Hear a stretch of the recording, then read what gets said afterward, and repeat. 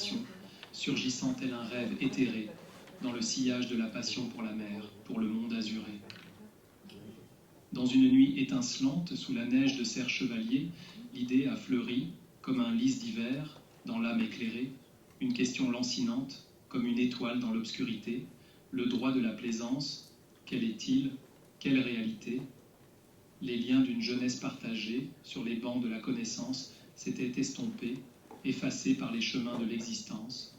Alors, une parenthèse, une fois par an, une douce renaissance, à la barre d'un voilier, entre amis, une réunion d'éloquence. Juristes de toutes plumes, avocats, notaires, huissiers, experts, magistrats, juristes d'entreprise, unis par des liens sincères, assureurs et étudiants, tous dans une danse sur les mers, partageant des moments sportifs, festifs, comme autant de repères. Ainsi palpite l'esprit de la Juris Cup, une merveilleuse cadence, dans les villes aux professionnels, une étoile dans la distance, là où la mer et le droit se rejoignent en une danse, une parenthèse sublime, une poésie d'excellence. Bonsoir à tous. Vous n'êtes pas trompés de salle. On va bien parler d'IA. C'est le résultat, c'est un exemple de ce qu'on peut avoir avec notre thème d'aujourd'hui, les IA génératives. Le texte a été généré, on verra par la suite comment. La voix a été générée, on parlera aussi de comment. Merci à toutes et tous d'être là ce soir. Peut-être on va se présenter.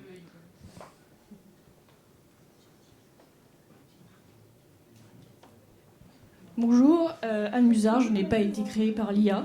Je vais essayer de servir d'interface entre les sachants et nous les praticiens. Voilà, donc et je serai accompagnée à distance par le directeur des services de l'information de la Chambre des notaires de Paris, Didier Gaillon, qui va apparaître derrière moi. Bonjour à toutes, bonjour à tous.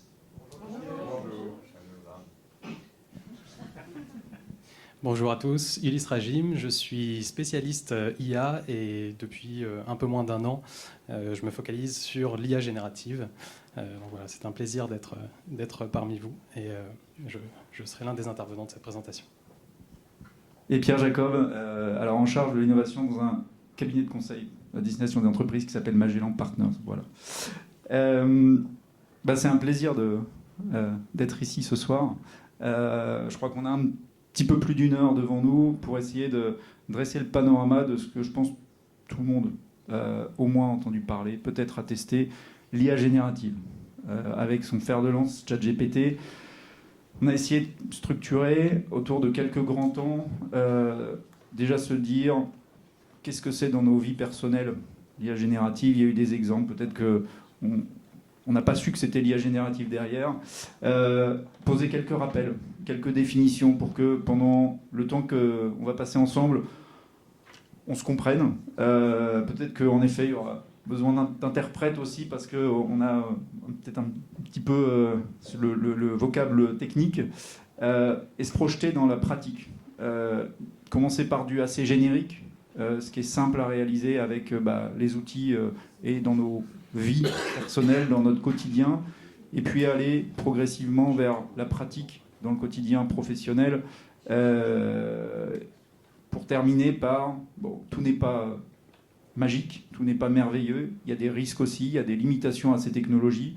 Les avoir à l'esprit, c'est toujours mieux pour savoir comment on va utiliser ces technologies, ne pas aller à l'aveugle et ne pas non plus les bloquer. Ça peut apporter plein de choses, on verra, c'est une grande évolution qui est devant nous, ce serait dommage de passer à côté.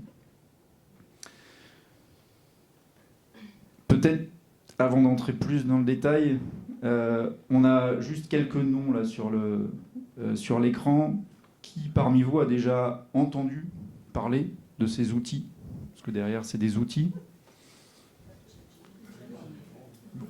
Qui les a déjà testés? Beaucoup de ChatGPT. On voit que c'est une vraie révolution. On reviendra sur l'adoption. C'est une vraie révolution aussi parce que ça a transformé la façon de concevoir certains domaines qu'on pensait, où on pensait l'homme irremplaçable. Ici, vous avez à l'écran une œuvre qui a été lauréate d'un concours d'art. Le jury ne savait pas que ça avait été généré par une IA générative. Ça a demandé 80 heures de travail. c'est pas magique encore une fois. Ça a demandé 900 itérations pour arriver à ce résultat, mais c'est une œuvre qui a été primée. De la même façon, alors on n'a pas mis toute la vidéo, elle est disponible sur Internet. Peut-être que certains d'entre vous connaissent le Nikon Film Festival, un festival de courts-métrages, qui cette année, le jury était présidé par Alexandre Astier, un grand homme du cinéma, a choisi de récompenser sur le prix de la critique, mais également le prix de la mise en scène, un court-métrage dont toutes les images ont été générées par une intelligence artificielle. Aucun acteur, aucun technicien, seule la réalisatrice qui a ajouté sa voix, qui a monté le film, mais toutes les images de base ont été générées. Ça lui a demandé beaucoup de travail. J'ai eu la chance de la rencontrer, et quand on lui demande pourquoi avoir fait ça, elle dit j'ai préféré m'emparer de cette technologie pour la comprendre et pour pas demain subir la transformation. Et j'avais trouvé cette réflexion assez intéressante. C'est pour ça que je me suis permis de partager. Pour revenir un petit peu, on parlait de ce phénomène. Je pense que dans les logos qui sont présents, il y en a un certain nombre qui parlent. WhatsApp, TikTok, Instagram. On sait que les progressions ont été rapides, l'adoption a été très rapide. ChatGPT, ça a été encore plus rapide. ChatGPT a atteint 100 millions d'utilisateurs à l'échelle mondiale en 2 mois. Aujourd'hui, on estime qu'il y a plusieurs milliards de requêtes sur l'outil par mois, et ce n'est pas le seul outil d'IA générative, pour se donner un petit peu une idée du phénomène et de quoi on parle aujourd'hui. Autour en 98, vous allez dire, c'est osé. Google, c'était, alors on a pris l'exemple de Google, ça aurait pu être d'autres moteurs, ça a été une première révolution. On a dû se dire, tiens, comment je vais m'adresser à la machine? On posait des questions comme on avait l'habitude d'en poser, on voyait que les résultats n'étaient pas satisfaisants. Parce que Google cherchait tous les mots et au final, il ne savait pas quel mot. Donc on a dû apprendre à parler à la machine. Avec ChatGPT, je comprends que beaucoup d'entre vous ont testé, on a dû aussi apprendre à parler à la machine. Là, ce qui est pratique, c'est qu'on peut revenir. On peut lui poser une question comme on a l'habitude de lui poser, mais par contre, on va voir par la suite que c'est important aussi de lui préciser. Comme quand on rencontre quelqu'un, qu'on veut avoir une conversation, on précise quand même qui on est, on l'oriente vers le format de la réponse qu'on souhaite, on lui donne un petit peu de contexte. On verra que c'est la même chose, c'est même devenu un métier, une discipline qu'on appelle le prompt engineering. On y reviendra par la suite. On va essayer d'avoir un peu des temps d'exemple aussi. Et j'aurais dû le dire en début, s'il y a des questions, on va prendre des temps, mais s'il y a des questions, n'hésitez pas aussi à nous interpeller. Voilà. Du coup, s'il y a des questions, j'en profite avant qu'on passe la suite déjà sur ces éléments ou des réactions.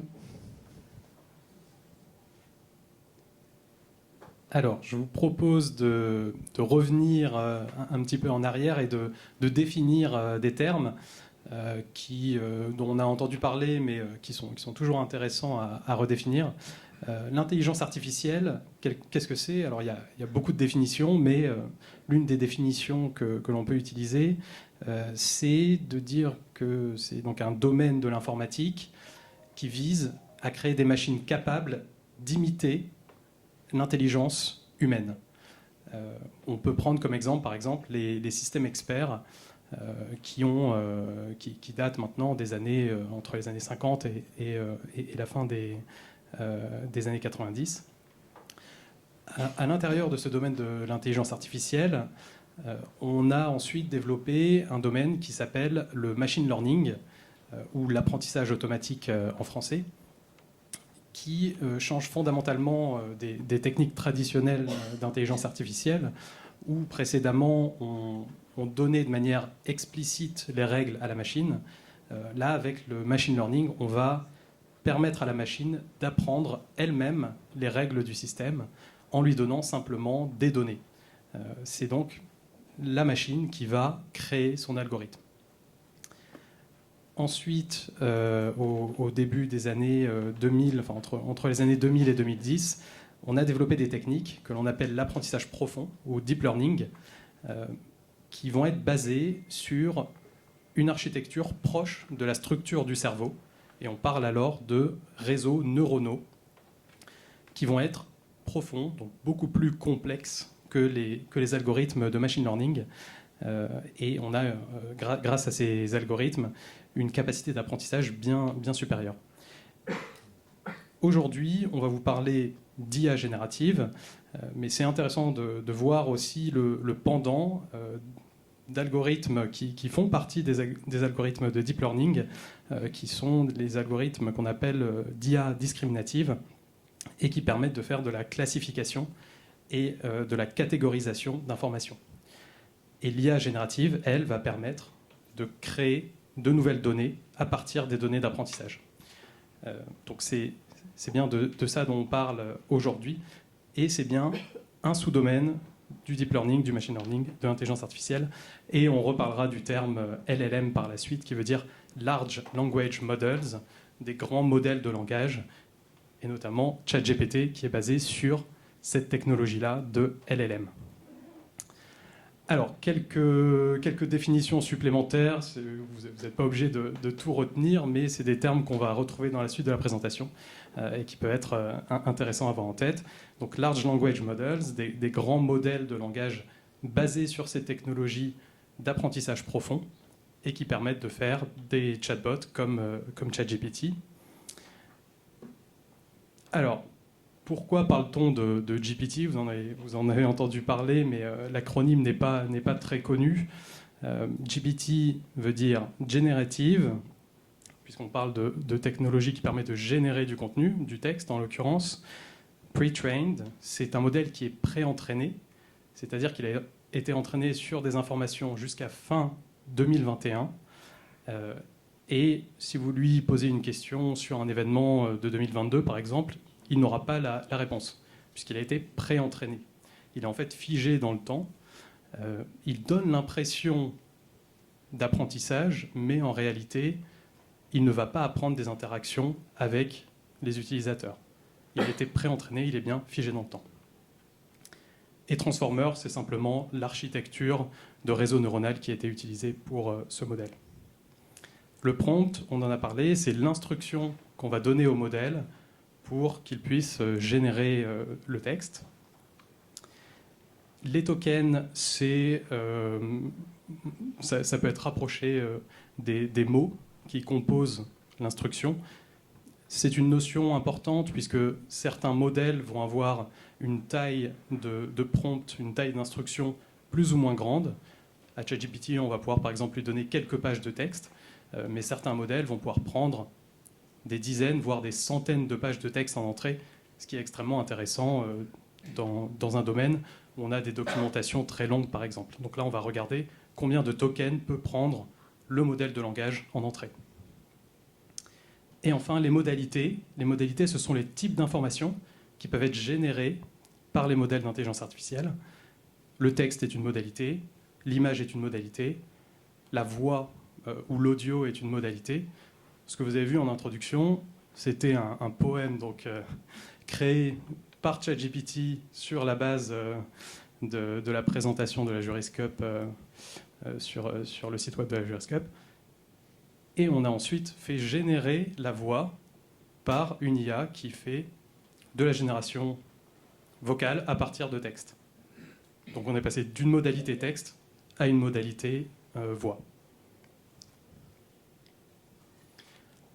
Alors, je ne vais pas vous expliquer exactement comment fonctionne ChatGPT, mais une métaphore intéressante, c'est celle de la calculatrice à mots. En fait, ChatGPT considère les tokens en entrée, les mots que vous allez lui donner en instruction, comme des nombres. Il les transforme en vecteurs, et une fois qu'il les a transformés en vecteurs, il peut faire des opérations sur ces mots. D'où sa capacité à imiter le langage naturel humain de manière extrêmement performante, puisque c'est simplement des opérations mathématiques. C'est intéressant d'avoir cette notion parce que ça permet de comprendre fondamentalement comment ChatGPT fonctionne. Il n'y a pas de réelle réflexion, mais c'est simplement des opérations qui permettent à cette machine, qui est en quelque sorte une boîte noire, de donner le mot le plus probable en fonction des mots d'entrée précédents. Donc ChatGPT est en réalité qu'une machine à prédire le prochain mot. C'est un petit peu comme l'autocomplétion sur votre téléphone. Quand vous tapez un message, vous allez voir une suggestion de prochains mots.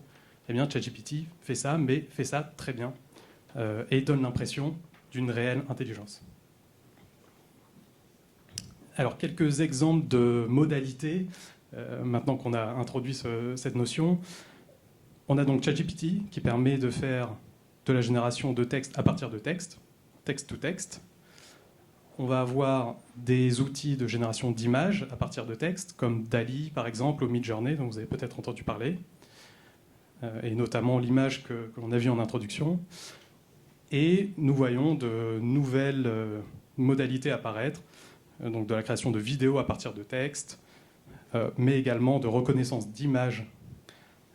Donc, donner une image à un outil d'IA pour récupérer une description textuelle, de la création de musique à partir de texte, etc. Alors, une citation de Andrew Ng, qui est professeur à Stanford, et qui disait en 2017 que l'intelligence artificielle pouvait être comparée à l'électricité et qu'elle allait impacter tous les domaines. On voit aujourd'hui que cette prédiction se révèle juste et en effet commence à impacter l'ensemble des domaines avec, donc ici sur l'ensemble des modalités, avec, vous voyez ici quelques exemples d'applications d'IA générative et quelques exemples de cas d'usage qui commencent à émerger. Ce qui est intéressant de voir, c'est que ce graphique est extrait d'un rapport qui a été publié en septembre 2022, donc avant l'arrivée de ChatGPT. On avait déjà cette notion de l'impact de l'IA générative avant même cette accélération qu'on a ensuite connue à partir de novembre 2022. Juste pour revenir sur les dates clés de ChatGPT, donc ChatGPT a été lancé le 30 novembre 2022, suivi ensuite d'une intégration par Microsoft dans Bing, qui est le moteur de recherche de Microsoft, en tout début 2023. Et à partir de là, on a vu une vraie accélération, non seulement de Microsoft, mais d'autres acteurs du domaine, pour la création de modèles d'IA toujours plus puissants. Donc on a eu notamment le lancement de GPT-4, le modèle le plus puissant de OpenAI, OpenAI étant la start-up américaine qui a créé ChatGPT en mars 2023. Et après Google qui a également sorti son propre modèle qui s'appelle Bard. Et on peut imaginer peut-être un modèle GPT-5 l'année prochaine. Peut-être. C'est un écosystème extrêmement dynamique, hein, comme vous avez pu le voir. On a déjà plus d'une dizaine de startups qui ont le statut de licorne, donc avec plus de 1 milliard de dollars de valorisation. Et ça, c'était il y a 5 mois. On en a beaucoup plus aujourd'hui.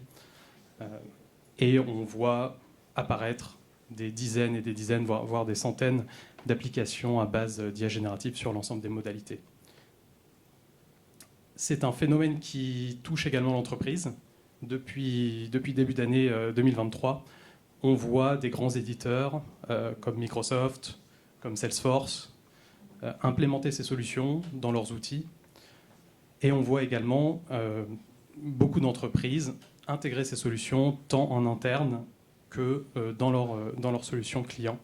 On peut citer Morgan Stanley, Bloomberg, JP Morgan, etc.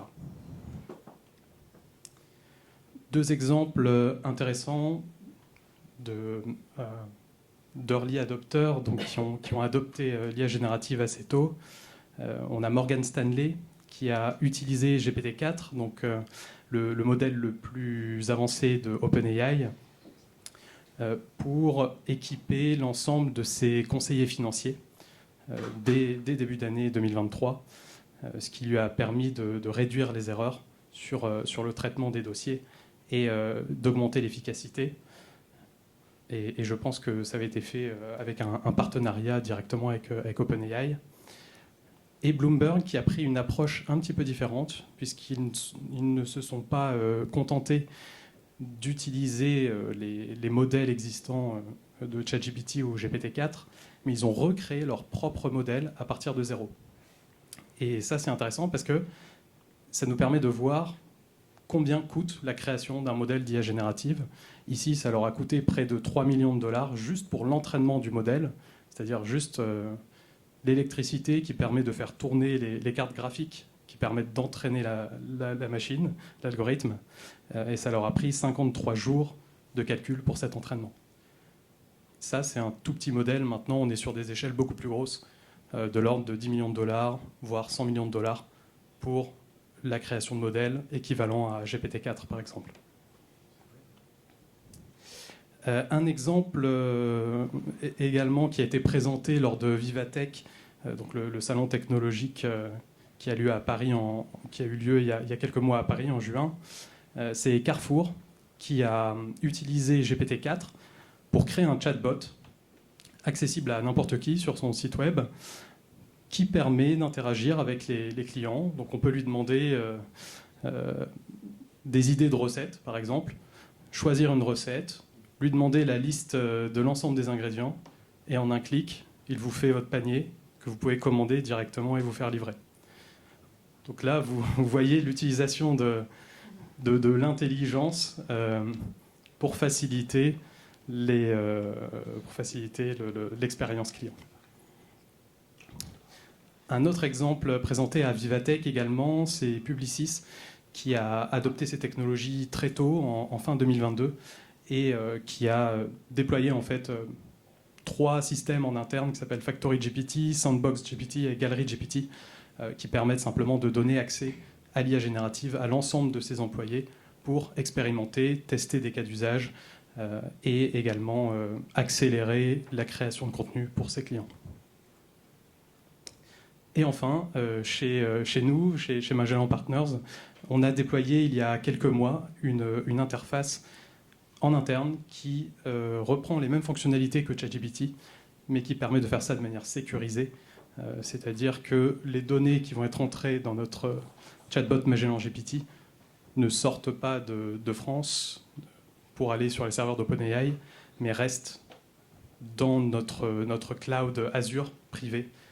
Donc on assure la sécurité des données par ce biais-là, mais on donne quand même l'accès à nos 3000 employés à ce type de fonctionnalités pour leurs activités quotidiennes. Et je passe la parole à Pierre pour les cas pratiques. Merci. Peut-être avant, je ne sais pas s'il y a des questions, des réactions, des étonnements. Non, moi j'ai une réaction, je réfléchissais à voix haute, mais avec ce système, aujourd'hui, on peut avoir avec des clients étrangers notamment. Bon, certains parlent la langue étrangère en tant que notaire, nous on est notaire, mais il peut y avoir besoin de faire un traducteur assermenté. Et demain, avec ChatGPT, si on a l'agrément pour que ce soit certifié, on va dire, fiable, en instantané, on pourra parler et il y aura une traduction instantanée. Alors je vais répondre du coup peut-être sur 2 points. Le premier sur la capacité de traduction. C'est une excellente transition, on va l'aborder. Ça fait partie des éléments qui sont très puissants sur ces outils-là. C'est qu'ils s'adaptent à la langue dans laquelle vous leur parlez. Ils vont répondre dans la même langue. Et si vous les mettez en situation de répondre dans une autre langue, ils vont répondre dans une autre langue. Sur le point de certification, aujourd'hui, les niveaux de confiance, c'est pour ça que je pense que vraiment la philosophie aujourd'hui de cette présentation, c'est de se dire ça doit aider. Ça ne va pas remplacer. Donc c'est pour ça que des solutions certifiées, assermentées pour une traduction, elles commencent à regarder. Il va y avoir, je pense, encore un temps avant que les agréments soient déposés parce que y a un engagement forcément. C'est engageant ces traductions. Et aujourd'hui, les modèles, de par leur constitution, qui sont des modèles finalement probabilistes, ont encore un petit temps de travail. Ça va aider les traducteurs, ça va les aider dans leur préparation avant d'aller sur l'automatique qui soit certifiable, peut-être encore un petit peu de temps. Et oui, si je peux rajouter, aujourd'hui ce qu'on recommande vraiment, c'est de garder l'humain dans la boucle. C'est toujours l'humain qui doit prendre la décision finale, faire la vérification de ces créations-là, puisque ces solutions sont impressionnantes quand elles fonctionnent bien, Par contre, elles peuvent faire des erreurs énormes.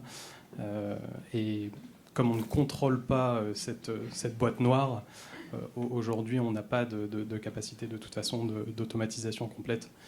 C'est bien l'humain qui a la main, mais on va revenir sur ces notions. Justement, il y a un terme qui s'appelle le terme des hallucinations, qui est le fait que ces modèles peuvent inventer des choses de toutes pièces. On y reviendra. En fait, c'était pour rebondir sur ce que vous disiez sur ce qu'on appelle les hallucinations. Dans le nouveau métier que vous appelez de prompt engineer, je pense que je parle à certains. On sait qu'en fait, si on ne fait pas bien le prompt, si on ne dit pas à ChatGPT de ne pas inventer, il va halluciner.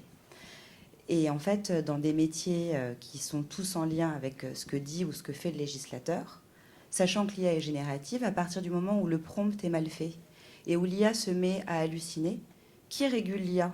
Parce qu'à un moment donné, on a vu que, par exemple, aux États-Unis, il y avait eu des grandes conclusions qui avaient été rendues par des cabinets d'avocats, faits par ChatGPT, qui étaient allés chercher, qui étaient allés halluciner, donc inventer des rapports de la Cour suprême qui n'avaient jamais été rendus. Et une fois que c'est dans la machine et que ça se met à réfléchir, qui l'arrête en fait ? Qui arrête l'hallucination ? Très, très bonne question. Et justement, il me semble que dans ce cas-là, la personne avait demandé à ChatGPT donc des cas similaires sur lesquels il pouvait se baser pour sa plaidoirie. Et ensuite, il avait demandé à ChatGPT, est-ce que ces cas existent ? ChatGPT lui avait dit, oui, ils existent. Et c'est pour ça qu'il les avait utilisés. Ensuite, il a dû s'excuser puisque non, ils avaient été hallucinés. Et la réponse, oui, de ChatGPT était hallucinée également.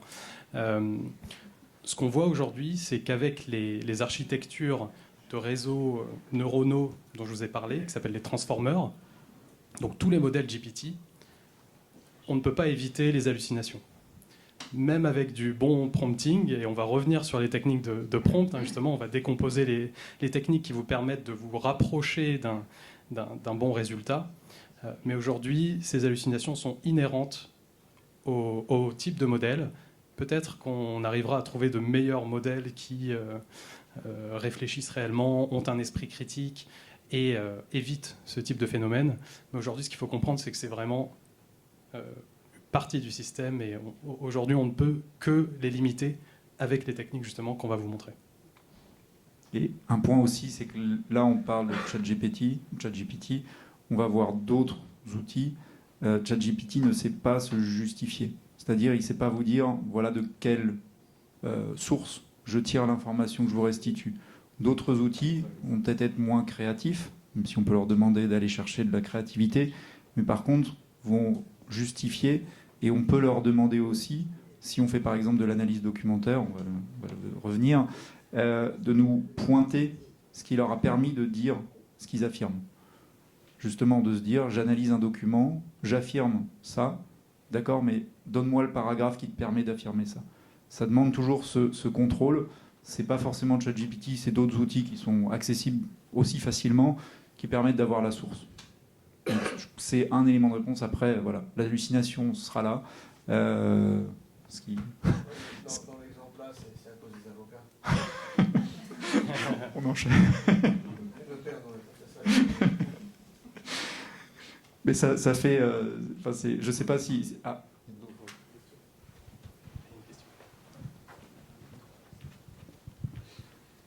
Merci. Moi, c'était une autre petite question.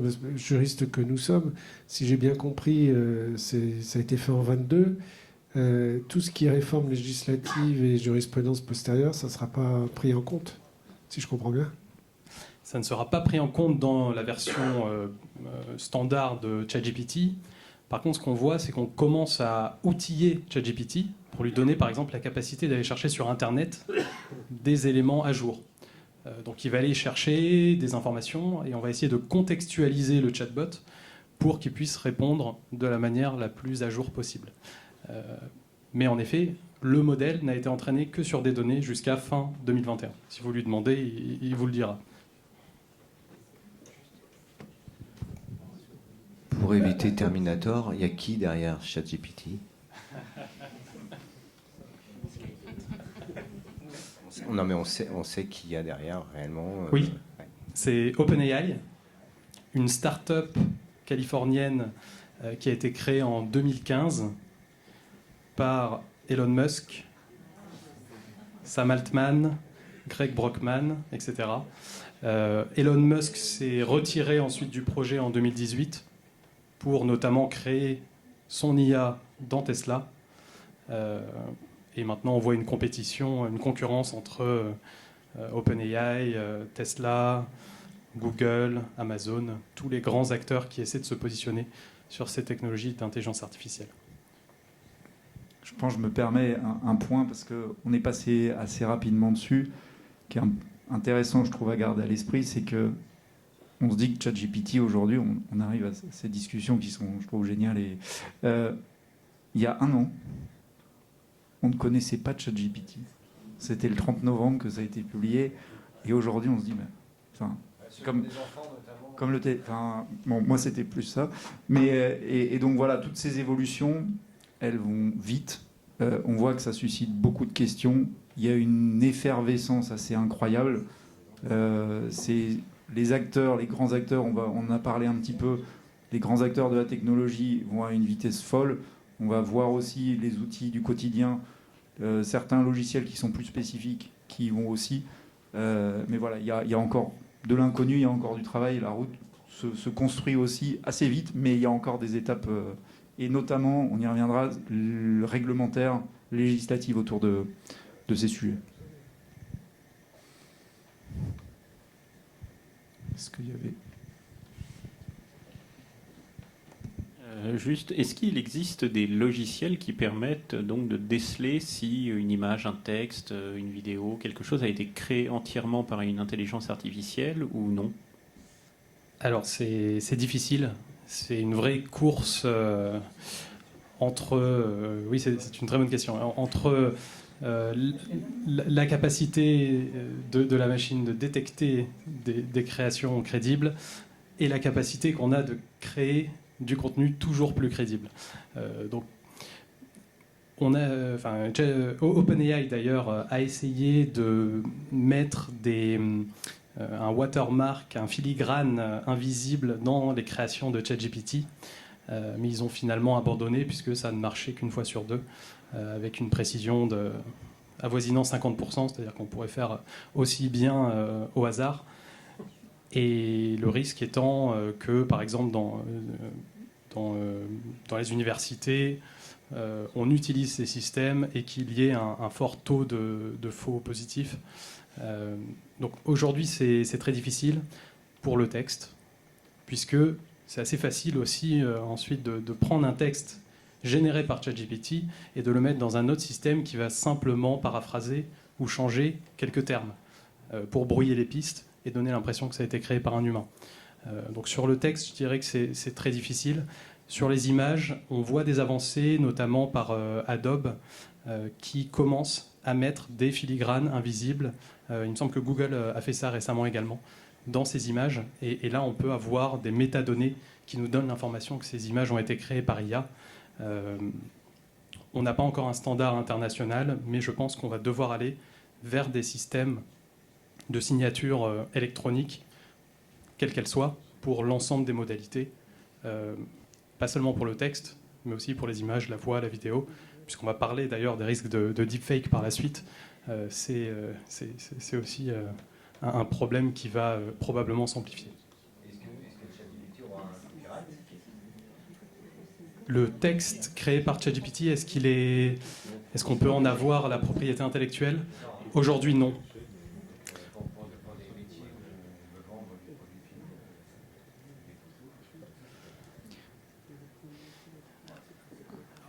Aujourd'hui, on voit les générations d'images, les générations de vidéos. Je crois que ça a été statué d'ailleurs récemment, ou en tout cas, il y a une proposition de ne pas accorder de propriété intellectuelle aux œuvres générées. Vous passez 100 heures, 200 heures, le tableau qui est là, la base qui a servi à ça, n'a pas de propriété intellectuelle. Après, c'est le brut, et vient le travail humain par-dessus.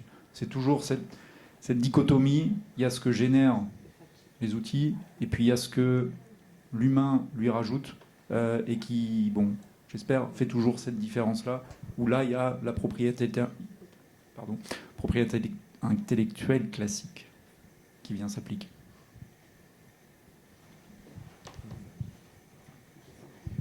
Merci. Si j'ai bien compris ce que vous disiez, le pre-trend, par exemple sur ChatGPT 4, c'est figé, il faut attendre une nouvelle version pour avoir des compléments d'information. D'accord. Merci. Et encore une fois, on se focalise beaucoup sur ChatGPT. Il peut y avoir des moyens de lui ajouter d'autres choses. Voilà. Donc c'est aussi le fameux risque que je pense on a à l'esprit, c'est la limitation à utiliser ChatGPT qui est public pour lui demander peut-être un modèle d'acte ou un exemple de ce qui peut être utilisé avec des vraies données. C'est à éviter. On ne va pas le voir tout de suite ressortir, mais ça sera intégré. Donc là, on y reviendra dans les risques. Peut-être si vous voulez. Non, peut-être, je pense synthétiser un peu les demandes que évidemment, je partage. Savoir, est-ce que dans le cadre de la présentation que je sais que vous allez faire développer, expliquer dans quelle mesure, en fait, les modèles qui peuvent être développés permettraient d'être en vase clos, de limiter, de fiabiliser la donnée. Et évidemment de préserver la confidentialité, parce que je pense que c'est des préoccupations qui sont attendues par l'assistance. Mais comme je sais ce qui va être dit, j'oriente. Merci. Ouais, on va essayer d'illustrer justement avec d'autres outils qui apportent des sources, qui apportent différentes choses. Donc peut-être passer. Alors on en a du coup déjà, c'est génial. On a abordé beaucoup. Ça, c'est ce qu'on va appeler plutôt des fonctions atomiques. C'est sans forcément appliquer à un domaine en particulier, mais trouver de nouvelles idées parce que il a cette capacité quand même. On verra. C'est un moteur où ce sont des moteurs qui connaissent des centaines de milliards de pages. Donc ils sont capables de générer des choses dont on n'a pas forcément idée. Donc voilà, c'est créer, donner des idées, générer alors du texte, des transcriptions, des synthèses. Des rapports, de la traduction, comme on en parlait. Et puis, alors, on a parlé beaucoup de chatbot ou agents conversationnels. Donc ça, c'est ça qui est nouveau. Finalement, si on se dit ChatGPT, ce qui est nouveau dans ChatGPT, c'est le chat. Tout ce qui est GPT, qui est le moteur, la technique, l'intelligence, elle existe. Au 30 novembre, la nouveauté, c'était le chat. Et c'était cette capacité à interagir, à poser des questions. Google, on lui demande une recherche, il nous sort la liste des résultats. Si on lui demande une nouvelle recherche, il va oublier les résultats qu'il nous a donnés. Là, il se souvient des résultats, on peut lui dire, oui, mais adapte, donne-moi plus d'informations là-dessus, et vraiment interagir. D'où Carrefour, et bon, je pense qu'on s'en servira tous dans les prochaines semaines. Et la recherche documentaire, on va y venir, qui est cette capacité aussi à alimenter avec des documents et avoir des résultats assez saisissants. Pour aller un tout petit peu plus loin, ce qu'on voit, c'est que ça va quand même transformer, pas forcément révolutionner, ça va transformer notre façon de travailler, notre façon même dans notre quotidien. Encore une fois, les quelques cas qu'on a vus, parce que dans le domaine des ressources humaines, on pourra faire le test ou après également, mais de l'analyse de CV, poser des questions sur un document qu'on ne connaît a priori pas, même générer des CV, tout ça qui est la force aussi, c'est que c'est en langage naturel.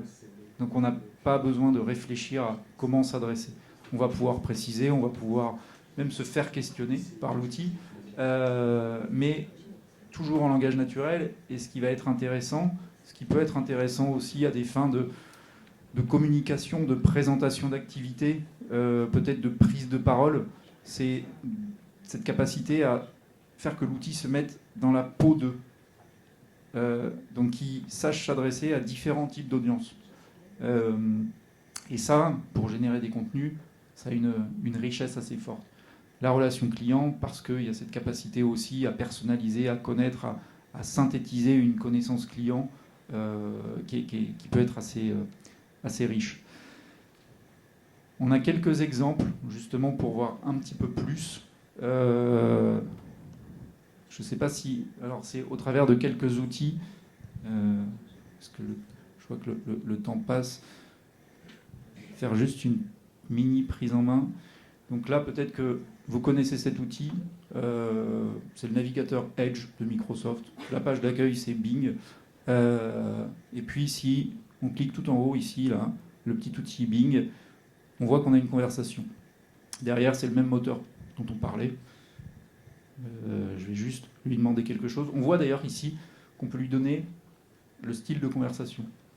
Donc soit on va être très créatif, soit au contraire on va lui demander d'être assez précis. Ça va être aussi une orientation des sources qu'il va nous donner.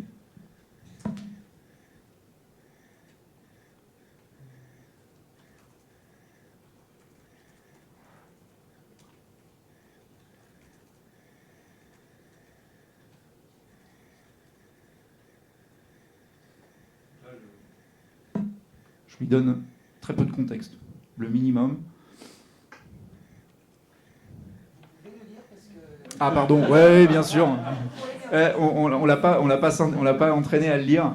Je lui ai demandé juste de me présenter 2 cas d'utilisation, les technologies d'IA générative pour un notaire. Donc vous voyez là, il a aucun contexte, on lui avait rien demandé avant. Donc j'espère que ça va être une rédaction de documents juridiques.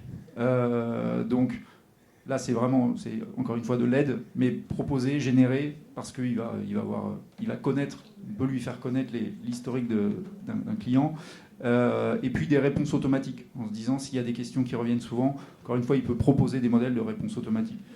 Alors là, c'est vraiment, ensuite, on voit qu'il y a quelques questions qui s'affichent pour affiner. Donc c'est lui qui s'est dit, j'ai répondu, mais peut-être qu'on va me demander d'aller plus loin et je vais orienter parce que peut-être quels sont les avantages de l'utilisation de l'intelligence artificielle pour un notaire.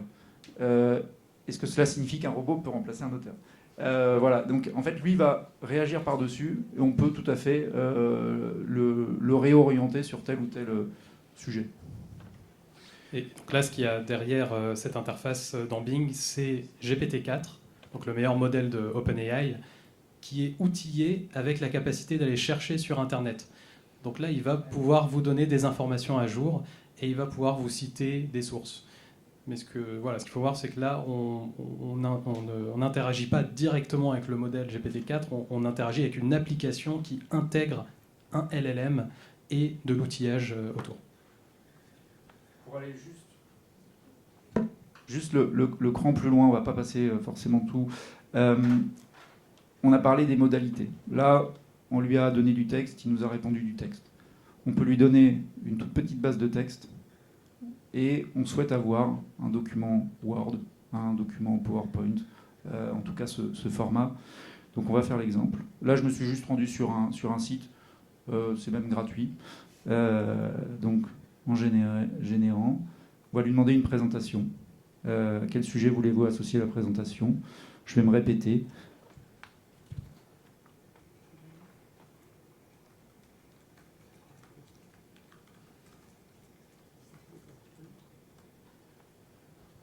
Donc l'utilisation de l'IA générative pour une étude notariale. On parlait des tokens ou des mots, 17 mots. On voit qu'on peut lui en donner 1000. Ça semble intéressant. Déjà, là, il nous propose déjà un sommaire. On peut le changer pour l'orienter sur il y a telle partie, tu ne l'évoques pas, mais voilà, j'aimerais bien. On va continuer, on ne va pas passer trop de temps. Là, il nous propose un thème. Bon. Les goûts et les couleurs ne se discutent pas, mais je vais quand même lui demander de me surprendre. Donc là, on voit qu'il nous propose différentes choses. Allez, on va dire que c'est bien. On va continuer.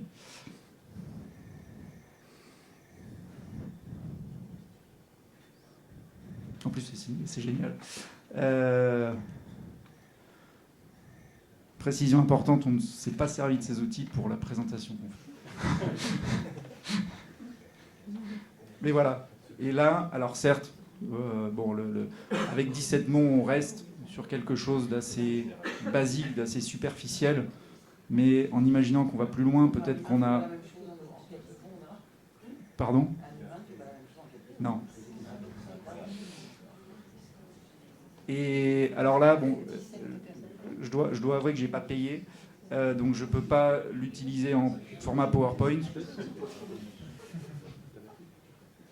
Mais c'est en effet exportable en format PowerPoint. souviens de ça. Voilà, on vous présente le prochain speaker. Voilà. C'est juste, voilà, ce sont des exemples. On aurait pu présenter, on peut le faire de la même façon pour générer des vidéos.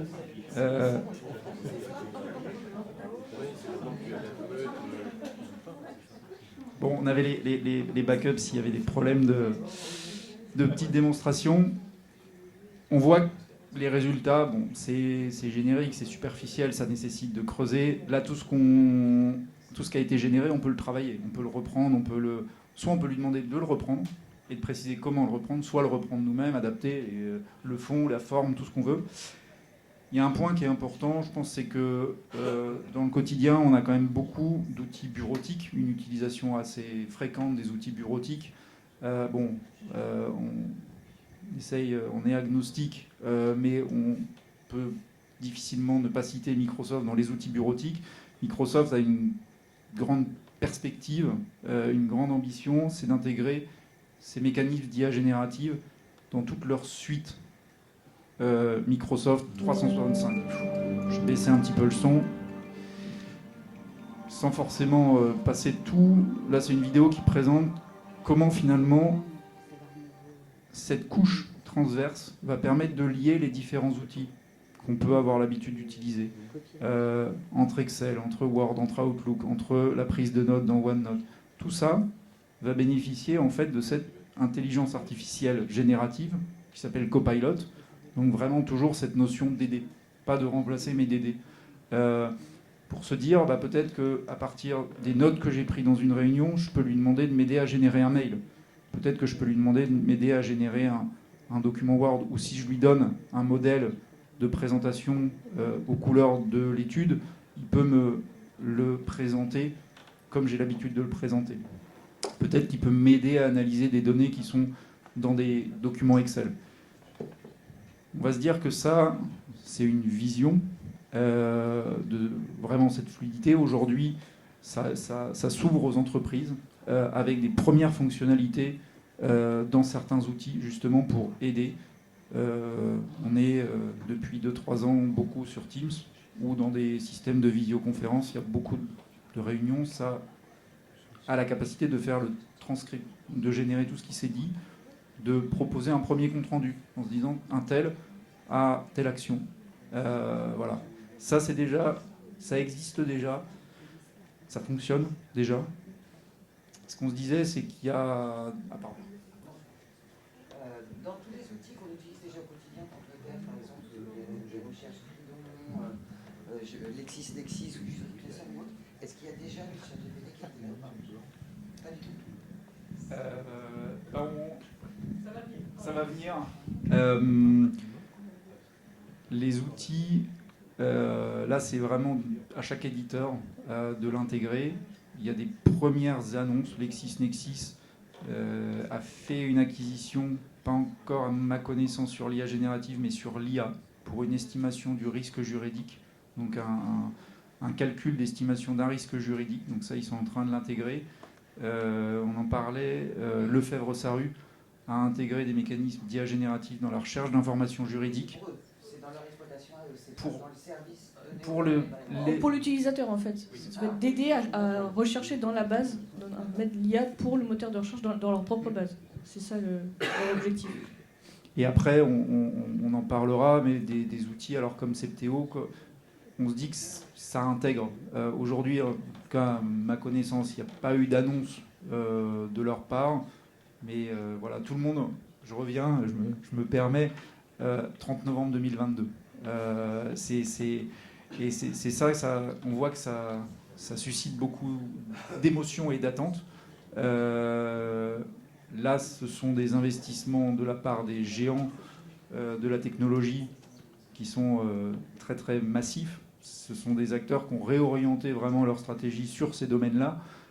Et on voit que ce soit Microsoft est peut-être un petit peu en avance, mais des acteurs qui sont pourtant assez gros sur le secteur de la technologie. Si on parle de Google, si on parle de Salesforce, c'est pas encore intégré. Voilà, donc ça va venir progressivement et s'intégrer progressivement. Oui, et ce qu'on voit, c'est que ces modèles, en fait, ils sont très faciles à intégrer. Par contre, une fois qu'ils sont intégrés, ils demandent une phase assez importante d'itération pour tester justement la qualité des résultats. Et on imagine qu'une grosse partie des outils que vous utilisez actuellement sont en train de tester l'intégration de ces technologies dans les outils de votre quotidien. Et surtout, il n'y a pas d'hallucination pour le coup. Ça veut dire que tout est... Il y aura justement des couches de contrôle, et c'est ça qui demande plus de temps de développement plutôt que le modèle d'intelligence artificielle en lui-même. C'est rajouter tous ces contrôles, ces validations pour s'assurer qu'il n'y ait pas d'hallucination et que le résultat soit fiable. Donc on voit d'une part ces modèles intégrer les outils que vous utilisez au quotidien, et d'autre part des acteurs, des legal tech par exemple, qui vont se construire complètement autour de ces outils-là. On en a un qui s'appelle Harvey, par exemple, qui a fait un partenariat avec OpenAI il y a déjà 1 an. Un autre acteur qui s'appelle CaseText et qui se base fondamentalement sur ces technologies de LLM. Et là, un point, alors, ça va arriver, c'est quand même, là, l'avenir est assez proche. On se dit que c'est fin d'année, début 2024. Par exemple, ce cas-là, qui est assez d'actualité. Résumer les mails que j'ai manqués pendant mes vacances et m'en faire une synthèse, et on peut le faire aller à l'essentiel. Je vous laisse apprécier. Voilà. Ou proposer des réponses, ou voilà, en tout cas, proposer un début de réponse. Ça demande à être travaillé, ça demande à tout ça. Mais voilà, c'est vraiment aider. Peut-être que certains d'entre vous le voient déjà, Outlook intègre certains de ces d'éléments d'intelligence artificielle. Pas encore générative, mais en disant « Ah, ce mail est ancien, il n'y a pas eu de réponse, est-ce qu'il ne faudrait pas rappeler ?» Alors, c'est Outlook dans certaines conditions, voilà, mais ils y viennent, c'est intégré progressivement. C'est une fonctionnalité qui intègre de l'IA qui s'appelle Viva et qui peut faire du prescriptif, des recommandations sur Outlook notamment. Dans Gmail, oui. c'est intégré, oui. Pour rentrer peut-être, je ne sais pas s'il y a d'autres questions. Je crois qu'il y a peut-être un temps aussi. Alors, pour aborder quelques exemples pratiques pour le notariat, et en se basant sur ce qu'on vous a déjà présenté, un cas d'usage que l'on peut imaginer, c'est de la synthèse de documentation longue et de la recherche intelligente. Ces outils sont très performants pour la recherche, et il y a une notion qui est intéressante. C'est le fait qu'on ne va plus faire une recherche par mots-clés, comme c'était le cas précédemment et comme c'est le cas quand vous faites une requête sur Google, par exemple. Avec l'IA générative, on va faire de la recherche sémantique. C'est-à-dire qu'on va se baser sur le sens de la question plutôt que sur les mots utilisés dans la question. Donc le modèle d'intelligence artificielle va comprendre ce que souhaite l'utilisateur, même s'il n'a pas utilisé les bons termes, le bon jargon, etc. Et l'IA va pouvoir donner les résultats les plus pertinents en ayant compris réellement le sens de la question. On a aussi la capacité de générer de la documentation, comme vous l'avez vu avec la présentation par exemple. On ne va bien sûr pas générer le document final du premier coup, même si on a un super prompt, mais par contre on va pouvoir générer des premiers templates ou des premiers brouillons qui vont permettre ensuite, avec l'intervention humaine, d'arriver plus rapidement à un résultat. Oui. Justement, par rapport à ces logiciels que nous utilisons, CPT ou autres, on a déjà des actes, des matrices simplifiées. Qu'est-ce que ça va changer pour nous ? Alors, vous pouvez imaginer, par exemple, le pré-remplissage de ces actes sur la base... Alors, par exemple, sur Inote Act, oui, mais ça n'est jamais que de l'insertion dans un document Word avec des trames et des choix. Et en revanche, la trame en elle-même, elle ne réfléchit pas selon le choix que tu fais. Alors que je crois savoir, je ne l'utilise pas, mais signature chez Fiducial, en fait, déjà, c'est pas un trame, mais c'est dans Word. Et en fait, en fonction des choix qu'on fait, en fait, les choix suivants sont impactés par les choix. Donc là, ils ont intégré. C'est une signature, et si on répond certaines choses, Voilà. on n'a plus la même chose en bas. Exactement. Ça m'a coûté quelques quarts d'heure de recherche de vagues avant de comprendre comment ça fonctionnait. Voilà, et c'est donc la grande différence entre la trame e-note de la version signature où il y a vraiment une volonté, enfin, que la machine aide à la rédaction. C'est le changement de prisme.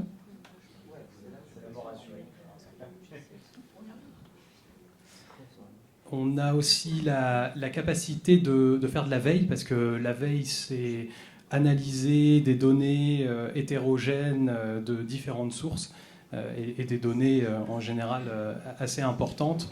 Donc là, on a la capacité de donner à l'IA énormément de sources disparates et lui permettre de trouver des corrélations, des schémas, de tirer des conclusions, et tout ça avec une interface conversationnelle de type chatbot, par exemple, pour lui poser des questions sur, par exemple, des actualités.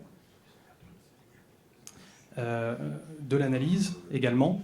On a donc, au même titre que pour la veille réglementaire, on peut analyser des grosses bases documentaires et on peut faire de la reconnaissance, par exemple, de RIB en l'occurrence, on peut faire de la reconnaissance d'images, de la reconnaissance de caractères, mais couplée cette fois-ci avec une couche d'intelligence supplémentaire. Et enfin, de l'aide à la rédaction de contenu, par exemple pour les réseaux sociaux, de contenu peut-être type marketing ou pour des sites web. C'est pas exhaustif, mais c'est voilà, une illustration. Est-ce qu'il y a des questions là-dessus ?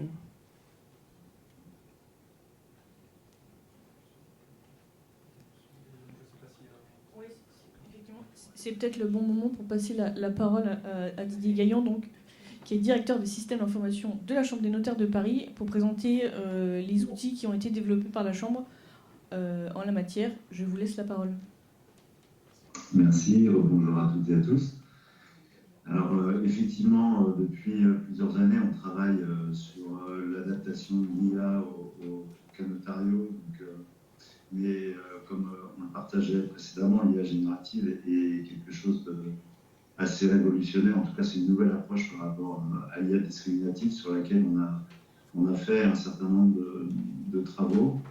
Le premier qu'on peut illustrer, c'est une application qu'on a appelée Dialogue qui permet en fait au notariat de vérifier la nature d'un local. Et historiquement, c'était une délégation, ça a été une délégation de service public parce qu'on a relevé le challenge en fait de digitaliser la totalité de ces documents qui étaient donc sous forme papier. Il y avait plusieurs millions de documents et donc on a fait appel à l'intelligence artificielle pour faire une lecture de ces documents, arriver à digitaliser, à séparer les données pertinentes pour finalement avoir à disposition en ligne un outil qui permette de vérifier la nature des locaux. Donc ça c'est la première application qu'on a lancée il y a quelques années maintenant. Aujourd'hui, on travaille justement, on parlait d'apprentissage et de la phase cruciale de l'apprentissage d'un moteur d'intelligence artificielle. On travaille justement à la reconnaissance de documents plus évolués pour finalement faire gagner du temps aux études notariales qui utilisent nos solutions de data room et qui se retrouvent dans des cas, par exemple, de dossiers d'immobilier complexes avec des milliers, voire des dizaines de milliers de documents. Et pour structurer leurs travaux, généralement, ils les classent, ils les rangent, parfois ils les renomment en fonction de la nature en fait, du document, que ce soit un permis de construire, un DPE, etc. Et donc, en ce moment, on est en train de travailler sur l'entraînement de l'intelligence artificielle pour lui permettre ensuite, de manière automatique, de classer les documents que le notaire voudrait en fait stocker dans une data room. C'est plusieurs dizaines de jours hommes parfois qui pourraient être économisés sur un dossier, avec le fait que c'est quand même pas une action à valeur ajoutée énorme qui est faite aujourd'hui par des humains. Donc c'est une étape supplémentaire entre guillemets dans nos travaux. On travaille aussi beaucoup en ce moment en recherche et développement sur puisque l'IA générative génère du texte. On a une réflexion en ce moment au niveau de la direction informatique et dans toutes les sociétés informatiques. On n'en a pas réellement parlé, mais c'est vrai qu'une intelligence artificielle peut générer du code. Et donc, ça pose des questions aussi aux entreprises dont le cœur de métier, c'est de produire du code pour faire les applications digitales, etc. Et donc, en ce moment, on est en train d'expérimenter justement la pertinence de génération de code par des IA. Alors, pas forcément ChatGPT en tant que tel, mais vous en parlez après.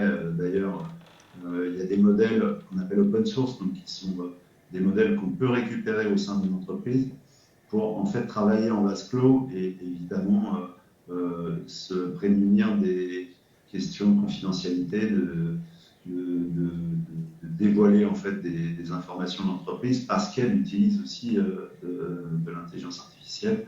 Je crois que nos intervenants y reviendront dans les limites et dans les précautions d'ici quelques minutes. Mais c'est vrai que les IA génératives aujourd'hui sont un peu révolutionnaires et donc on travaille beaucoup là-dessus. On travaille aussi on a des réflexions en tout cas sur le fait de récupérer et de travailler avec les PTT sur un certain nombre d'annuaires anciens dans les années 60-70 qui pourraient être une plus-value après pour les actions des notaires dans un certain nombre de cas.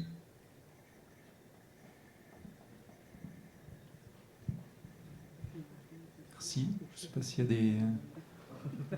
des commentaires, des questions. Bonjour. Dans le cadre de vos réflexions sur la profession de notaire, est-ce que vous avez des inquiétudes ? Alors, vous avez 3 heures. Je ne sais pas si on pourrait appeler ça des inquiétudes, mais en tout cas des points d'attention qui sont liés, alors on en parlait tout à l'heure, à la propriété intellectuelle, forcément, aussi à l'encadrement de l'usage quelque part, en tout cas de ces intelligences artificielles, particulièrement quand ce sont des services qui sont proposés par des sociétés tierces, puisque, comme on disait, développer, maintenir, faire évoluer une intelligence artificielle générative, ça demande énormément de ressources matérielles, intellectuelles, des ressources humaines avec des compétences qui vont bien. Et dans cet aspect-là, en tout cas, on se questionne, et on n'a pas forcément toutes les réponses aujourd'hui, mais sur la propriété intellectuelle, la conservation de la confidentialité en fait, des données qu'on met en entrée, comment elles vont être éventuellement réutilisées aujourd'hui. Typiquement, on vous a projeté une vidéo de Copilot qui va sortir d'ici quelques mois. Ce que dit Microsoft dans ses conditions générales d'utilisation sur ces aspects-là, c'est que ça ne sera pas pire qu'avant. Donc, je vous laisse réfléchir à cette phrase, mais ce n'est pas forcément très rassurant non plus, sachant que les questions qui se posent après, c'est effectivement les données qu'on met en entrée de ces moteurs d'intelligence artificielle et de ces chatbots, etc. La question qu'on a aujourd'hui, c'est est-ce qu'ils vont être réutilisés pour être des données d'entraînement de la prochaine version. Ce qui veut dire aussi que, par exemple, des données d'entraînement de ChatGPT 3 ou ChatGPT 4 vont-elles finalement amener la prochaine version, ChatGPT 5, à dévoiler des informations qui auraient été confidentiellement mises dans la version précédente. Je crois qu'il y a des illustrations, par exemple, de compte rendu de réunions confidentielles qui sont trouvées finalement apparaître dans des réponses de la version d'après parce que en fait une entreprise avait posé une question à ChatGPT 3. Donc voilà, c'est tous ces éléments-là. Et puis après, comme le disait l'intervenant précédemment, c'est aussi acculturer en fait le domaine notarial pour justement briser le mythe de on va être remplacé par ça. On avait déjà entendu ça avec la blockchain précédemment. Finalement, ça n'a pas été le cas. Mais je dirais aussi acculturer pour limiter le risque qu'il n'y ait pas le contrôle humain pour des raisons en fait de gain de productivité, de vouloir aller vite, etc. Donc aujourd'hui, et on reparlera des hallucinations après, On a eu des cas aussi, parce qu'on parle beaucoup de ChatGPT, mais Bard, par exemple, a eu des propos à la limite du nazisme sur Internet lors des tests, etc. Donc, la prudence qui est la nôtre aujourd'hui, c'est aussi d'acculturer nos offices, le monde notarial, pour faire en sorte qu'il n'y ait pas trop de raccourcis qui soient faits, indépendamment du prompt engineering qui devient, entre guillemets, un domaine important, mais pas uniquement encadrant, je dirais, l'intelligence artificielle, mais aussi en étant toujours un petit peu dans le contrôle et surtout dans éviter le piège de se dire, bon, bah, je vais générer mon document directement avec une intelligence artificielle, et une fois que j'ai le résultat, je l'envoie à mon client, etc. Donc c'est le cas de l'avocat américain, mais je pense que ça passe par une phase d'acculturation, et c'est pour ça que c'est très intéressant ce séminaire aujourd'hui. C'est justement pour acculturer tout le monde et comprendre où sont les risques, où sont les limites. Alors, ce sont des risques actuels, ce sont des limites actuelles. On le disait, ça va très très vite. Donc, il faut très régulièrement se tenir au courant, se remettre en question pour justement pas trop courir trop vite derrière quelque chose qui est en train d'accélérer.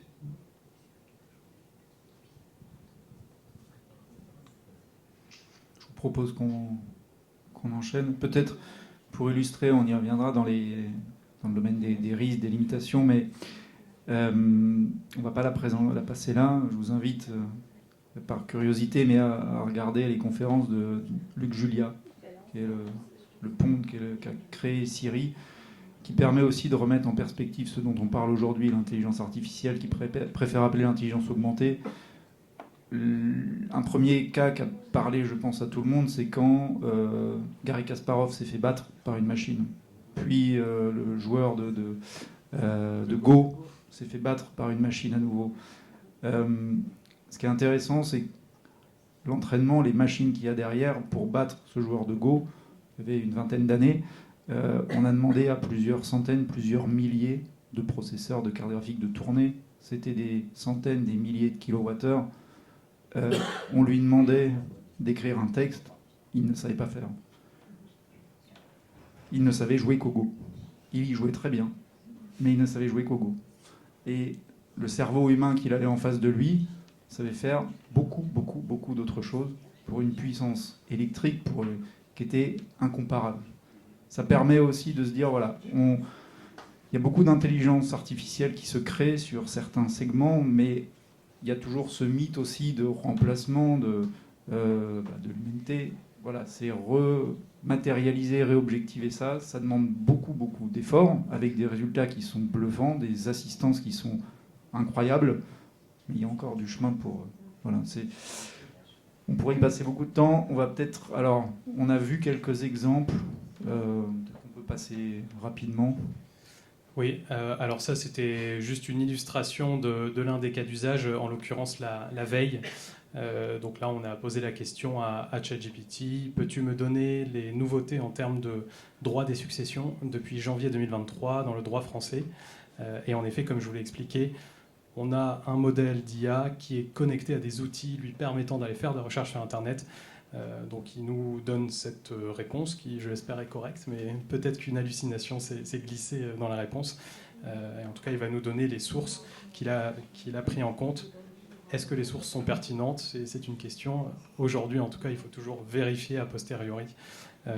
Et pour rebondir sur ce que M. Gaillon disait, en effet, il faut être conscient qu'aujourd'hui, tout ce que vous mettez dans ChatGPT, dans la version publique de ChatGPT, peut être contractuellement réutilisé pour entraîner leur prochain modèle. C'est comme ça d'ailleurs qu'ils récupèrent des données pour rendre leur modèle toujours plus puissant. Et c'est pour ça qu'ils ont ouvert ChatGPT gratuitement, puisqu'ils récupèrent en fait ces données pour ensuite améliorer le système. Par contre, nous, les systèmes qu'on va utiliser en entreprise, ils vont être sur notre cloud et les données vont rester dans notre environnement, Microsoft en l'occurrence, si on utilise Azure.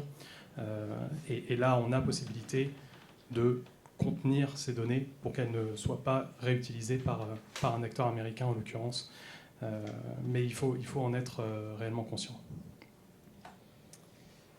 Alors, on vous a parlé beaucoup de prompt engineering. On voulait ici vous donner quelques astuces justement sur la création de prompts. Je voulais repartir d'une citation de Édouard Michelin, apparemment, qui est « Une question bien posée est une question à moitié résolue ». C'est exactement la même chose avec le prompt. Si vous travaillez bien votre prompt, vous aurez des résultats bien plus pertinents, de bien meilleure qualité, avec moins d'hallucinations. Et vous pouvez contextualiser le modèle d'intelligence artificielle de cette manière-là. Donc il y a beaucoup de techniques de prompt. Ici, on vous en montre une dont vous pouvez vous inspirer.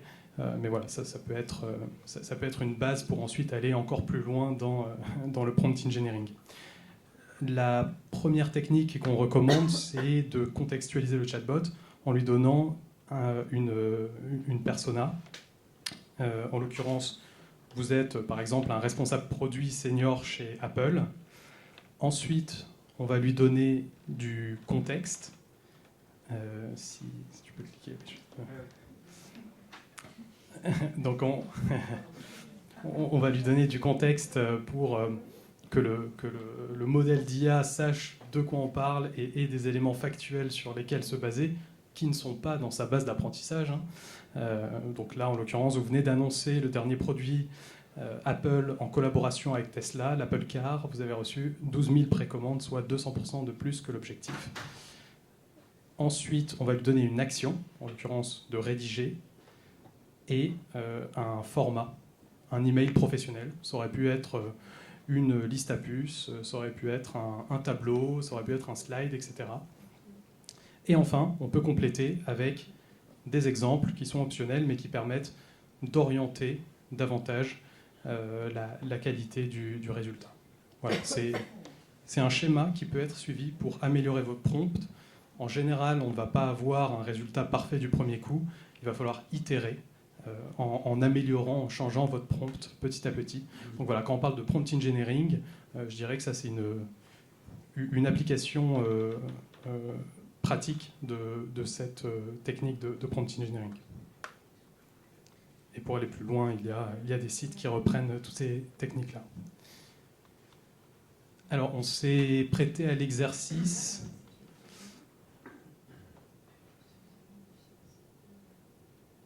Et on va le faire sur ChatGPT directement. Donc voilà, on a suivi ces recommandations. Alors tout d'abord en disant au chatbot d'ignorer toutes les instructions précédentes, puisque ce qu'il faut savoir, c'est que quand vous vous adressez à un modèle d'IA générative, il peut avoir un prompt caché, c'est-à-dire qu'il va lui donner certaines instructions. Adressez-vous à l'utilisateur de cette manière-là, ne parlez pas de tel sujet, incluez tel et tel élément, utilisez tel format. Donc le fait de dire ignorer toutes les instructions précédentes permet d'effacer toutes ces instructions et de repartir d'un modèle vierge, entre guillemets. Ensuite, on lui donne une persona. On lui dit, donc on lui donne du contexte, quel est son objectif, et on lui donne une tâche, une action, et également un petit peu de contexte. Et on lui dit, vous devez toujours poser des questions avant de répondre. Ça, c'est une technique qui est intéressante et qui permet de préciser davantage les réponses du chatbot, puisqu'il va lui-même trouver des questions pertinentes pour essayer de mieux comprendre ce que vous cherchez à faire. Donc là, il nous pose 4 questions. Alors, je ne sais pas si les réponses vont correspondre exactement, mais il devrait s'en sortir. Donc, il nous demande le nom de l'étude notariale, la ville ou la région dans laquelle elle est située, les domaines d'expertise particuliers au sein de l'étude notariale, et s'il y a des points spécifiques que vous souhaitez mettre en avant concernant l'expertise de vos notaires ou les services que vous offrez.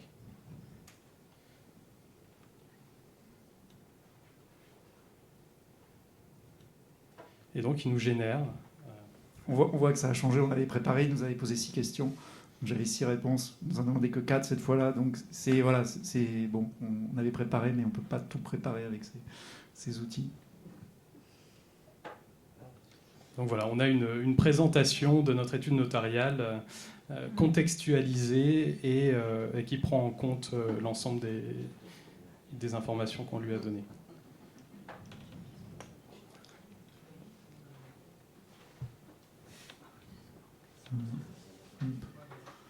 Voilà, donc on a la présentation. Alors, encore une fois, c'est une aide.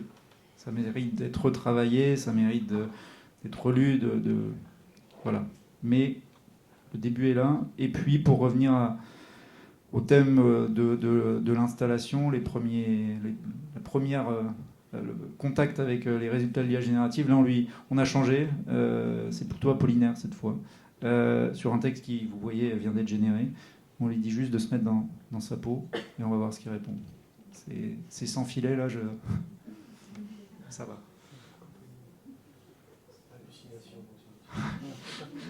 Voilà, donc... L'hallucination peut être vue comme de la créativité également.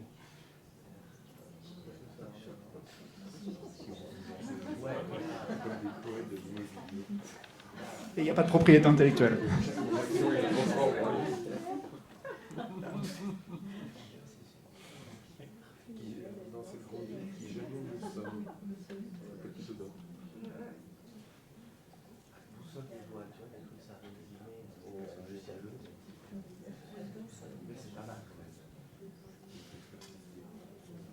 Voilà. Donc,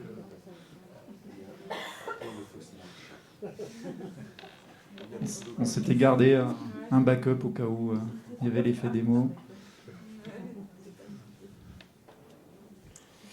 Et alors une fonctionnalité qui vient d'être ajoutée à ChatGPT, qui est intéressante puisqu'elle reprend un peu cette notion de prompt engineering.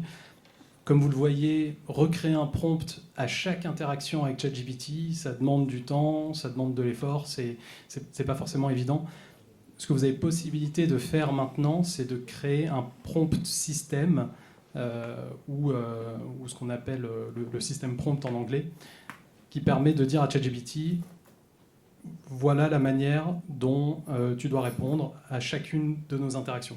Donc vous pouvez déjà lui donner un contexte qu'il réutilisera à chaque fois que vous vous adresserez à lui, même en lançant une nouvelle conversation. Et c'est ce qu'on commence à voir dans de plus en plus d'outils. On donne la possibilité de contextualiser le chatbot avec un prompt qu'il devra suivre à chaque fois. Ce qui ouvre la voie aussi, si on parle à l'échelle d'une étude, ou plus largement, si une solution est mise à disposition, de le pré-paramétrer pour que voilà, ça soit dans un ton donné qui soit adapté, avec des références données, avec un format de sortie aussi donné, pour éviter d'avoir, on va dire, à le paramétrer soi-même sur son compte et que ça soit déjà prévu. Peut-être des éléments de localisation, des éléments, là on a donné un nom, on a donné des valeurs, on a donné peut-être des données chiffrées, comme ça lui les utilisera pour adapter ses réponses qui permettront d'éviter des itérations parce que ça sera considéré de base dans ses réponses. Par contre, on peut aussi lui demander de les oublier.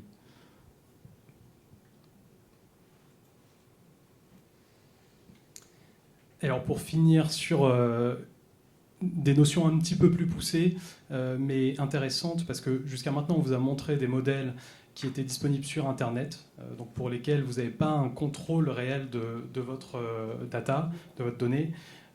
Ce qu'on voit émerger, c'est des modèles qu'on appelle open source, d'ailleurs dont M. Gaillon a parlé un petit peu il y a quelques minutes, qui sont des modèles que vous allez pouvoir héberger chez vous, dans votre infrastructure informatique, que vous allez pouvoir réentraîner sur vos données propres et qui ne sont pas connectés à Internet. C'est des modèles qui sont aujourd'hui moins puissants que des GPT-4 ou des ChatGPT par exemple. Par contre, on voit une dynamique très intéressante sur les modèles open source qui deviennent de plus en plus performants, de moins en moins chers à entraîner, et avec de moins en moins de compétences extrêmement techniques, comme ce qu'a pu faire Bloomberg. Ils se sont basés sur un modèle open source qu'ils ont réentraîné en interne chez eux.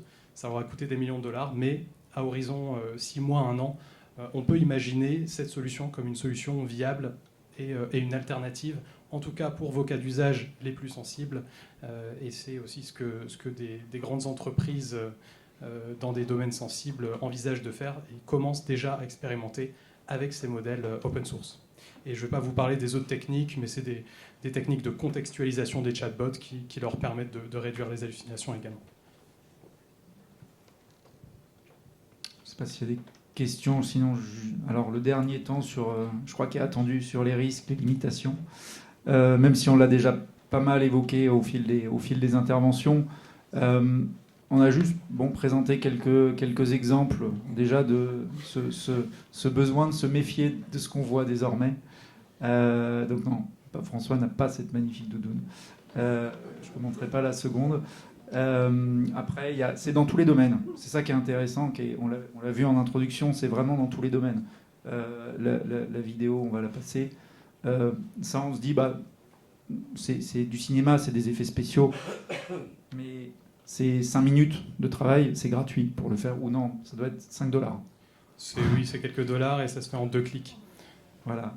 Donc, je passe. La troisième, c'est l'équivalent de la Nouvelle Star où les candidats ont généré la voix et les visages des membres du jury, sauf que c'était leur prestation. Du coup, le jury s'est vu face à l'écran en train de chanter.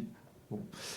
Toute la vidéo est là si la curiosité, et c'est là que ça fait planter.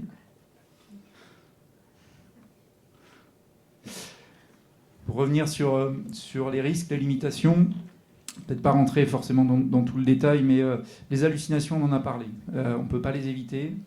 Par contre, on peut anticiper les types d'hallucinations. Donc, la nouvelle version de GPT, il y a certains types d'hallucinations qui ont été corrigées quand on fait apparaître d'autres.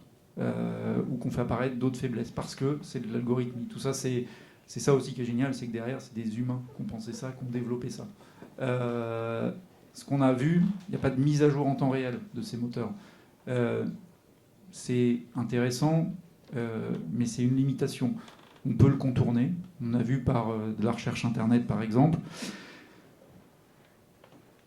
Le volet des données, on parlait de centaines de milliards de pages avec une source principale qui est Internet. Je pense qu'on est tous conscients de la qualité de la donnée sur Internet. Donc tout ça, ça alimente ces modèles-là. Donc c'est comme l'utilisation qu'on peut faire de la technologie, comme l'utilisation qu'on peut faire d'outils. Un marteau, on peut s'en servir pour planter un clou, on peut s'en servir pour beaucoup d'autres choses. Ces technologies-là, c'est pareil. Il y a une donnée qui est non maîtrisée, donc l'utilisation, elle est faite avec précaution en assistance. Certains comportements inattendus, voire même ce qu'on voit apparaître de l'hypnose. Le terme existe. Donc finalement, faire jouer l'outil d'IA génératif selon des règles qu'on définit. Donc l'inscrire dans un jeu pour qu'il nous réponde d'une certaine façon. Donc là, c'est vraiment une utilisation très poussée. C'est très peu répandu, mais on voit des choses apparaître, encore une fois, plutôt dans des optiques de malveillance. Il n'y a pas de risque quand on utilise les outils qu'on a évoqués. Ce sont des outils publics qui peuvent être payants gratuits, il n'y a pas de risque. Sur des outils plus privés ou plus élaborés, il peut y avoir ce risque. La confidentialité, on en a pas mal parlé. Surtout les outils publics, éviter justement de fournir ces informations. Après, sur une utilisation quotidienne, on l'a vu, je pense que tout ce qu'on a ingéré aujourd'hui, il ne va pas y avoir beaucoup de confidentialité. Et puis un flou réglementaire, on va le passer, il y a une législation qui se dessine progressivement au niveau de l'Union européenne, avec tous les acteurs et plus. Là, on a évoqué déjà beaucoup aujourd'hui, mais on avait vu là, le panorama qui avance sur la mise en conformité de tout ce que l'Union européenne demande en termes d'explicabilité aussi de finalement l'intelligence artificielle. Encore une fois, on a beaucoup axé le génératif, mais là où subsistent beaucoup de ces limites ou de ces risques, c'est plutôt dans ce qui est en dessous.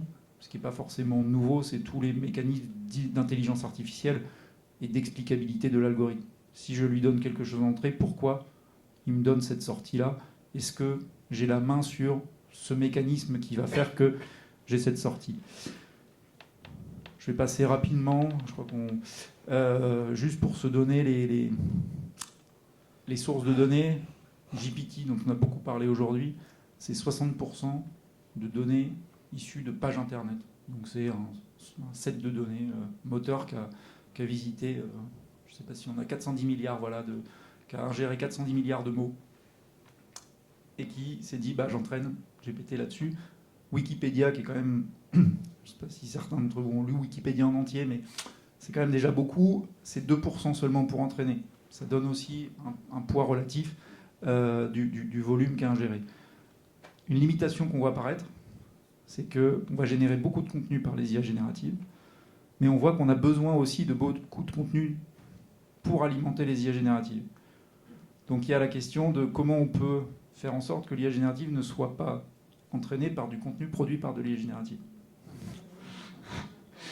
Voilà, donc ça c'est, encore une fois, 30 novembre 2022, des sujets qui avancent. C'est autant de limitations qu'on voit apparaître et qu'on voit reculer au fur et à mesure que la recherche avance. C'est les universités américaines, c'est le CNRS, c'est un certain nombre d'acteurs universitaires dans le monde entier. Je ne vais pas forcément revenir dessus, c'est beaucoup les hallucinations, des manques de connaissances peut-être linguistiques. On est dans ce qui est probabiliste, donc ce qui est vraisemblable si je raisonne en toute logique. L'œuf de vache, par probabilité, c'est plus gros que l'œuf de poule. Je vous laisse. L'hypnose, on en parlait, on voit que, alors, quand c'est vert, c'est pas bon signe. Contre-intuitivement, quand c'est vert, c'est que on a réussi. Voilà, c'est vraiment des comportements poussés. Quand on utilise, il n'y a pas de risque pour soi, à moins de, on va dire, hein, c'est comparable à s'auto-hypnotiser. Bon, mais par contre, ça peut ouvrir la porte à faire dire à des outils comme ChatGPT des choses que normalement il n'aurait pas le droit de dire. Ça sera dangereux pour personne, mais c'est lui faire dire des choses parce qu'on va lui dire dis-moi le contraire de ce que tu as le droit de dire. Ce genre de choses, le mettre dans des situations pour qu'il prenne ça comme un jeu. C'est nouveau, c'est plutôt en lien avec tout ce qui est sécurité et sensibilité des données. La confidentialité, on l'a pas mal évoqué avec malheureusement des cas de grandes entreprises et d'entreprises technologiques qui en ont fait les frais. On ne va pas passer chaque case de ce tableau. Il y a une législation qui est en cours, encore une fois, beaucoup autour de l'intelligence artificielle. Là, je crois que c'est juin. Il faut se dire que la couverture évolue, je pense, de jour en jour, de semaine en semaine. C'est tous les points de contrôle que demande l'Union européenne sur justement l'explicabilité et la conformité de l'intelligence artificielle. Ça avance. Certains en font vraiment un argument aussi sur leur modèle. D'autres proposent d'autres arguments et avancent, je dirais, en parallèle. Voilà, donc c'est en évolution.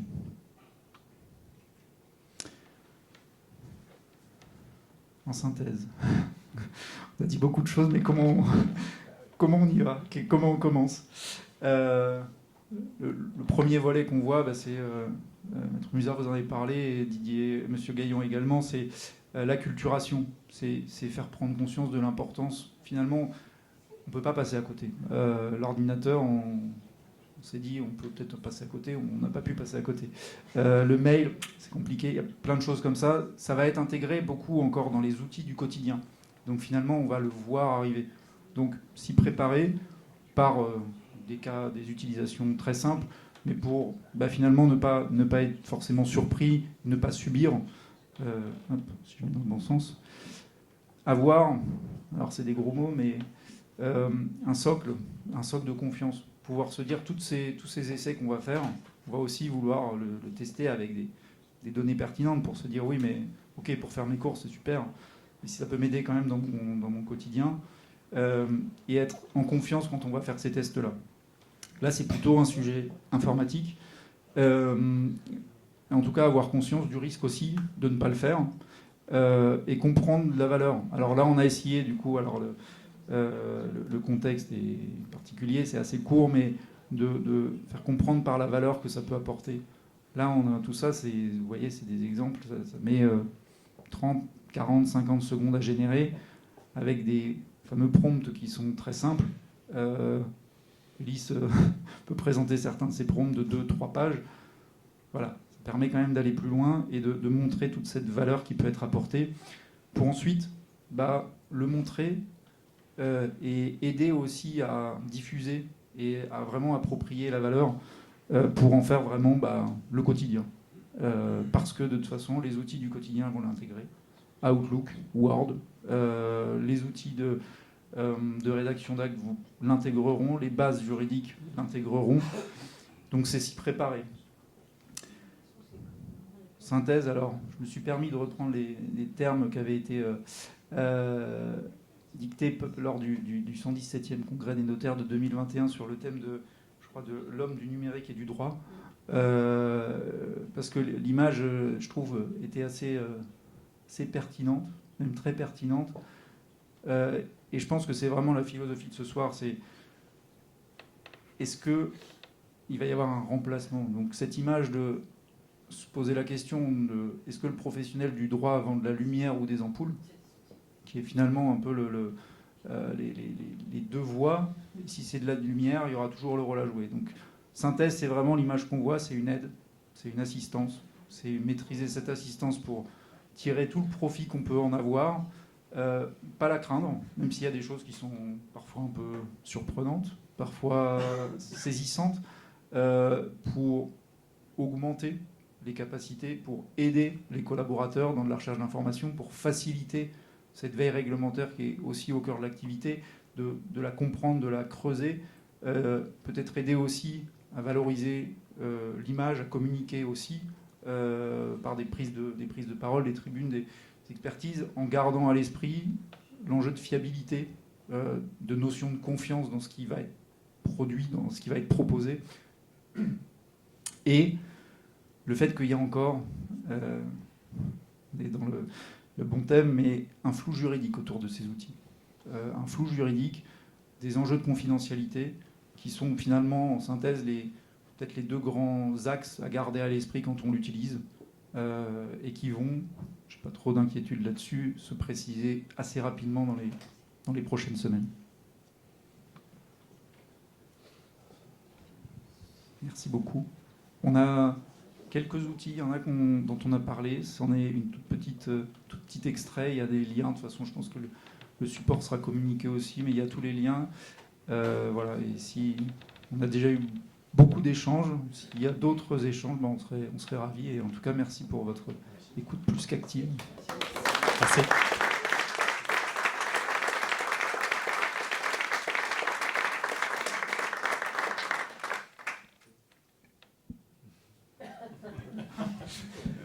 On n'a pas de poème généré par ChatGPT. Si vous souhaitez savoir comment le poème a été généré, c'est en utilisant l'outil Eleven Labs qui fait de la synthèse vocale. Voilà, vous pouvez le tester si ça vous intéresse.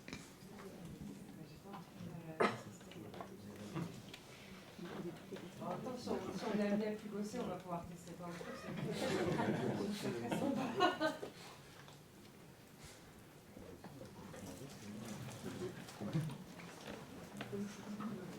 Merci à vous. Merci beaucoup.